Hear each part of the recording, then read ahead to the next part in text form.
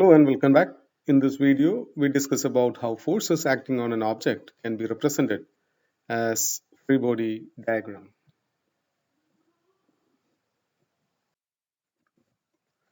In the previous video, we have seen that a force vector can be represented in terms of Cartesian basis vectors I and j.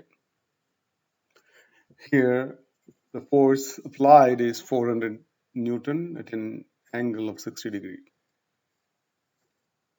We can write this force vector in terms of Cartesian vectors as discussed in the previous video as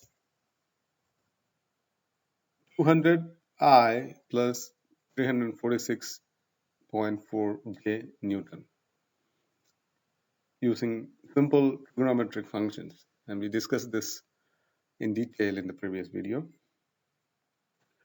In this example, a man is pushing an object against gravity, and consider that this object is at rest. It means it is not moving but remains in a state of rest with zero velocity. Now consider that the object is pushed upward with a force F. Sometimes the force analysis can be simplified by idealizing the object as a particle with the same mass m. As you can see here, this object is now considered as a particle of mass m. Geometric shape of the object is not relevant in such simplified analysis. In this case, we can say that a particle of mass m is now acted upon by a force F, which is represented geometrically like this. Now, we look at what other forces acting on this object keep it in its state of rest.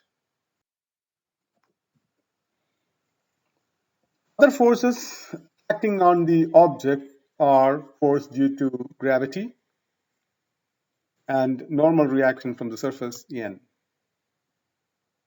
Now we can see that the particle idealization of the object is acted upon by three force vectors: force F, weight W, and normal reaction N. The particle of mass m is said to be in static equilibrium under these three forces. Since the body is at rest, we can say that the net resultant force, which is the vector sum of all forces acting on the particle, which is F, W, and N, must be zero as per Newton's first law of motion. Therefore, we can write equation 1, which is called the condition for static equilibrium of a particle. For a particle in static equilibrium, the free body diagram means a geometrical representation of the particle with all force vectors acting on it. Such a free body representation with all forces acting on it will help us to solve unknown forces in the system using the condition of static equilibrium. Consider another example. The weight is hanging in a cable, a crane as indicated. Draw the free body diagram of the weight and also write down condition for static equilibrium in this example. Two forces acting on the weight are tension P and weight W, which is acting opposite to each other as indicated. And the condition for static equilibrium is P plus W is 0.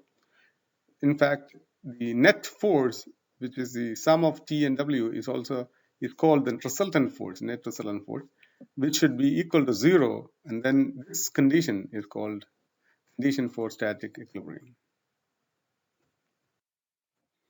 Another example, a block of mass m, 15 kilogram, is resting on an inclined surface as shown in the figure.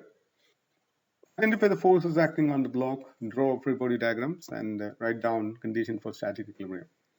Note that the reference coordinate system is fixed on the inclined plane, where one of the unit vector is along the inclined surface, which is I is along the surface in this case. In this case, weight is acting in the downward direction, and frictional force Fr, the normal reaction is acting in the J direction, positive J direction, and the frictional force Fr is acting along the